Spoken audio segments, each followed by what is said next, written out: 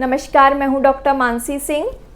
जब young girls में puberty आती है, पहला मेंस्ट्रुअल साइकिल आता है, पहला पीरियड आता है, तो उनके मन में बहुत सारे कन्फ्यूजन्स होते हैं, बहुत सारे क्वेश्चंस भी होते हैं। उनकी मम्मी के मन में भी बहुत सारे सवाल, बहुत सारे कन्फ्यूजन्स होते हैं। तो आज की वीडियो में हम बात करते हैं first menstrual cycle in girls के बारे में और जानते हैं कुछ कॉमन कन्फ्यूजन्स के बारे में। अगर आपके घर में कोई 10 से 14 साल के बीच की बच्ची है तो आपको ये वीडियो ज़रूर देखना चाहिए, जिससे कि आपके मन के सारे कन्फ्यूजन्स दूर हो जाएं। बिना किसी देरी के वीडियो स्टार्ट करते हैं। बट उससे पहले अगर आप इस चैनल पे फर्स्ट टाइम आए हैं, आपने अभी तक चैनल को सब्सक्राइब नहीं किया है, चैनल को सब्सक्राइब कीजिए, बेल आइकन को भी प्रेस कर दीजिए। मेंस्ट्रुअल साइकिल, जिसे हम माहवारी, मेंसेस, मासिक धर्म के नाम से भी जानते हैं, उसके 3 फेज़ होते हैं। Pubertal phase, second is child bearing phase and third is perimenopausal और मेनोपॉजल फेज़। आज की वीडियो में हम बात करेंगे प्यूबर्टल फेज़, मतलब कि जब यंग गर्ल्स में पहला पीरियड शुरू होता है उस फेज़ के बारे में। प्यूबर्टी क्या होती है? तो जब यंग गर्ल चाइल्डहुड से निकलकर अडल्टहुड की तरफ जाती है तो उसके बीच का जो ट्रांजिशन फेज़ होता है उसे हम बोलते हैं प्यूबर्टी। प्यूबर्टी का पहला साइन पीरियड नहीं होता है। पीरियड शुरू होने से पहले बच्ची के बॉडी में और भी बहुत सारे चेंजेस आते हैं, जैसे कि ब्रेस्ट का थोड़ा थोड़ा डेवलपमेंट होना शुरू होता है, उसके प्राइवेट पार्ट्स पे जेनाइटल हेयर्स आते हैं, उसकी आर्म पिट में हेयर्स आना शुरू होता है। जब जैसे ही ये तीनों डेवलपमेंट शुरू हो, मदर्स को ये समझ लेना चाहिए कि विद इन 1 to 2 ईयर्स उसको पहला पीरियड आने वाला है। अब जब पहला पीरियड आता है तो बच्ची के मन में सबसे पहला क्वेश्चन आता है कि क्यों हो रहा है मेरे साथ, ये क्यों आ रहा है पीरियड। तो सबसे पहले फीमेल रिप्रोडक्टिव ऑर्गन को समझते हैं। तो हमारे फीमेल रिप्रोडक्टिव ऑर्गन में सबसे पहले होता है यूट्रस, जिसे हम गर्भाशय भी बोलते हैं। उसके बाद 2 फैलोपियन ट्यूब्स होती हैं और 2 ओवरीज होती हैं। बाद में एक वजाइना होती है। तो जो ओवरीज होती हैं, इनके अंदर फॉलिकल होता है। तो जब प्यूबर्टी आती है तो आपकी ओवरीज 2 हार्मोन सीक्रेट करती हैं, जिनका नाम होता है oestrogen and progesterone.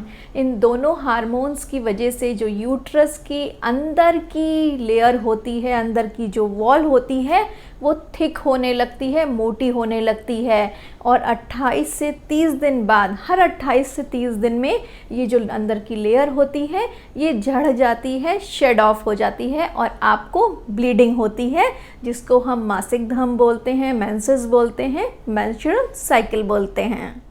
Second confusion होता है कि फर्स्ट पीरियड आने की राइट एज क्या होती है, सही उम्र क्या होती है। तो जिस एज में पीरियड आता है उसे हम बोलते हैं मेनार्की और उसकी सही एज होती है 11 to 14 years.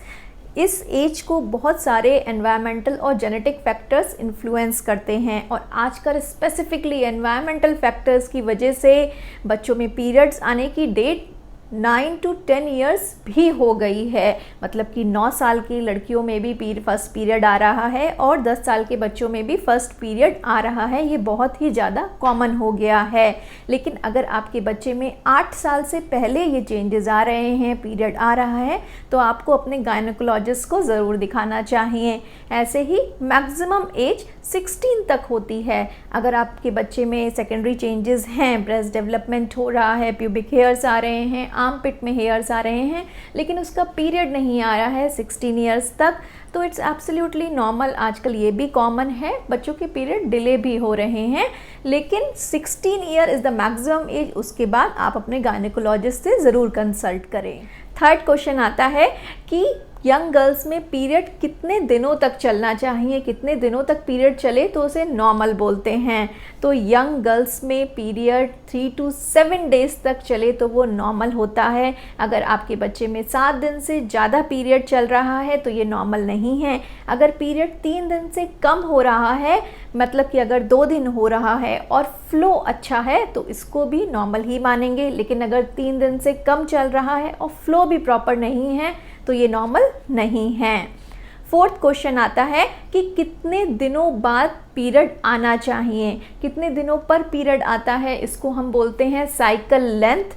Normally cycle length 21 days से 35 डेज़ तक होती है। मतलब कि आपका पीरियड कम से कम 21 डेज़, ज़्यादा से ज़्यादा 35 डेज़ में आ जाना चाहिए।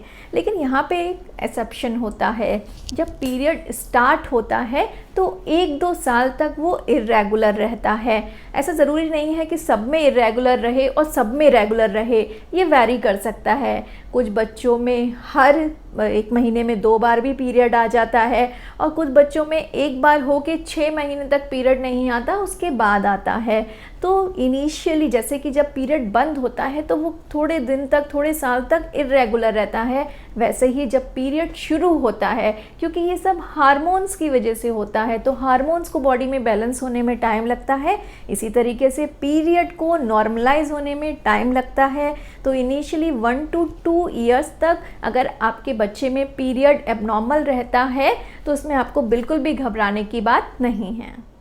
नेक्स्ट क्वेश्चन होता है कि ब्लड लॉस कितना होता है और क्या ब्लड लॉस की वजह से बच्चे में कमज़ोरी आ जाएगी, वीकनेस आ जाएगी? तो ऐसा बिल्कुल भी नहीं होता है। मेंस्ट्रुअल साइकिल में मैक्सिमम 70 to 80 ml तक ब्लड लॉस होता है, जिसको बॉडी आसानी से रिकवर कर देती है। कुछ स्पेशल कंडीशंस होती हैं, जैसे कि अगर महीने में 2 बार पीरियड्स आ गए हैं, पीरियड 7 दिन से ज़्यादा चल गए हैं, कुछ बच्चों में 10-15 दिन तक पीरियड चल जाते हैं, जिसकी वजह से ब्लड लॉस ज़्यादा हो जाता है और बच्चों में हीमोग्लोबिन की कमी हो जाती है। ऐसी कंडीशंस में भी आपको परेशान होने की ज़रूरत नहीं है, आसानी से सप्लीमेंट्स देके इन कमियों को पूरा किया जा सकता है। लेकिन ऐसी कंडीशन में अपने गायनेकोलॉजिस्ट से ज़रूर मिलें। अब आते हैं कि जब पीरियड आता है, फर्स्ट पीरियड आता है, तो बॉडी में क्या क्या चेंजेस आते हैं, क्योंकि पीरियड एक हार्मोन ड्रिवन इंसिडेंट होता है, हार्मोन ड्रिवन चीज़ होती है। इसी वजह से आपके बच्चे के बॉडी में फिज़िकल के साथ साथ साइकोलॉजिकल चेंजेस भी आते हैं। कुछ बच्चे फर्स्ट पीरियड के टाइम पे, फर्स्ट पीरियड आने से पहले बहुत ज़्यादा चिड़चिड़े हो जाते हैं, उन्हें बहुत बात पे गुस्सा आने लगता है। कुछ बच्चे बिल्कुल डल पड़ जाते हैं, लेथार्जिक हो जाते हैं, उनका उठने का मन ही नहीं करता है। बच्चों के फेस पे बहुत ज़्यादा एक्ने आ जाते हैं और पेट में ब्लोटिंग हो जाती है, पेट में दर्द रहने लगता है, उनको चेस्ट में भी पेन होने लगता है, ब्रेस्ट में पेन होता है जिसे वो चेस्ट का पेन बताते हैं। ये सारे सिम्टम प्री मेंस्ट्रुअल सिम्टम्स होते हैं और ये बहुत ही ज़्यादा नॉर्मल होते हैं। अब आते हैं प्रिकॉशंस यानी कि सावधानियों पे। बच्चे को मेंस्ट्रुअल हाइजीन के बारे में बताइए। अगर पीरियड्स बहुत हल्के हो रहे हैं उसके बाद भी पैड को हर 3 से 4 घंटे में चेंज करिए, ये उनकी हैबिट में डालिए। ये अच्छी हैबिट स्टार्टिंग से ही पड़ जाएंगी तो लाइफ लॉन्ग उनके लिए बहुत अच्छी होंगी। एक क्वेश्चन आता है कि आजकल मेंस्ट्रुअल कप्स आ गए हैं, टैम्पून्स आ गए हैं, लेकिन बच्चों में, छोटे बच्चों में हम मेंस्ट्रुअल कप्स और टैम्पून्स के यूज़ को प्रमोट नहीं करते हैं। आप उन्हें पैड का यूज़ करना ही बताइए। आजकल पीरियड पैंटीज़ भी आ गई हैं, वो भी बहुत ही कन्वीनियंट ऑप्शंस हैं, वो आप यूज़ कर सकते हैं। Second is always be patient with your kid. बच्चे को इन चीज़ों को एक्सेप्ट करने में टाइम लगेगा, एटलीस्ट 2 to 3 मंथ्स दीजिए उनको अपने सिम्टम्स को समझने के लिए, अपने बॉडीली चेंजेस को एक्सेप्ट करने के लिए। इसके लिए आपको बहुत ही पेशेंटली बिहेव करना है। आपका बच्चा गुस्सा कर सकता है, चिड़चिड़ा हो सकता है, डल हो सकता है, डिप्रेसिव हो सकता है वो अपना स्कूल अटेंड ना करना चाहे, खेलना ना जाना चाहें, लेकिन आप उसके साथ बिल्कुल ही पेशेंटली बिहेव कीजिए। कुछ फूड होते हैं जिन्हें आपको ज़रूर अवॉइड करना चाहिए, जैसे कि कॉफ़ी। आजकल बच्चों को कोल्ड कॉफ़ी पीने का बहुत ज़्यादा शौक़ है, तो पीरियड आने से कुछ दिनों पहले और पीरियड होते समय कॉफ़ी के बहुत ज़्यादा यूज़ को कम कीजिए।